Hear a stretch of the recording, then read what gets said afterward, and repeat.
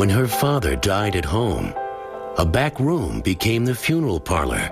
No question in our minds that we were going to keep him here, take care of him, have the memorial here. And this Bay Area woman helped set it up. I call myself a death midwife. A simple and less expensive way to honor loved ones.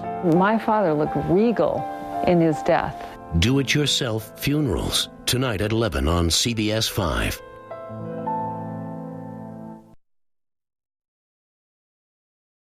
When a loved one dies, we may suddenly find ourselves turning to mortuaries and undertakers for help. But some people say there is a simpler, cheaper way to take care of our dearly departed, if you're willing to do it yourself. Reporter Mike Sugarman says it's called a home funeral. And I must warn you, the story includes pictures of corpses. So this is the room that Fred lived in for the last 3 months of his life. Suzette Burrows says her father, Fred, had a good, long life. This is his second wife, Nikki, here. She cared for him in the back room of her Sebastopol house. They talked about what to do when the end came. No question in our minds that we were going to keep him here, take care of him, have the memorial here, and have everybody who wanted to come by and see him. So when Fred died, that same back room became his funeral parlor. And over the next 3 days, Suzette was able to be both his grieving daughter and his funeral director. She had help. I call myself a death midwife. Jerry Lyons shows people how to do it themselves. Everything from arranging the death certificate to preserving the body with dry ice.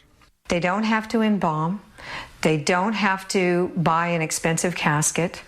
There's no reason why, if we care for somebody in our lifetime, that we suddenly have to give their body away to strangers. This is a picture of my friend Carolyn, who died. Lyons used to be afraid of death.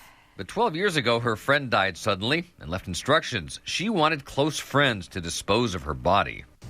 I don't know which was more shocking, her death or finding out that suddenly we were going to be bringing her body home and caring for her there. None of us knew it was legal. We didn't have any idea you could do this. Instead of being creeped out by the body, Jerry says she felt a surprising sense of peace. Since then, she's helped with nearly 300 home funerals. And she came here immediately, told us what we could and couldn't do, and we washed his entire body together, and I shaved him. He never smelled. We put coins on his eyes, and we put a bandana around his head so his mouth would stay closed, and we put his hands in position, and then the next morning, that's the way he was. And we were able to take these things off because he had kind of gone into rigor mortis in that shape. People that were absolutely horrified at the thought of going into the room went in and came out feeling so relieved. I mean, my father looked regal in his death. Even the grandchildren were allowed to participate.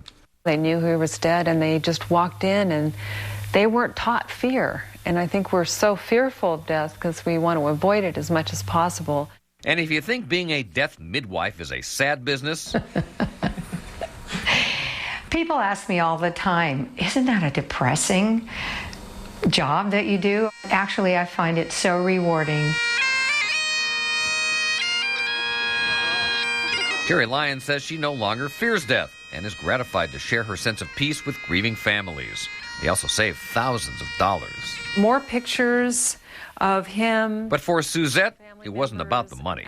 Having the memorial here, dressing his body, all of that really helped me with the transition of losing my father. And it was a very fulfilling, gratifying experience. Mike Sugarman, CBS5 Eyewitness News. And Jerry Lyons is training more people to become death midwives. For more information about home funerals, you can go to CBS5.com.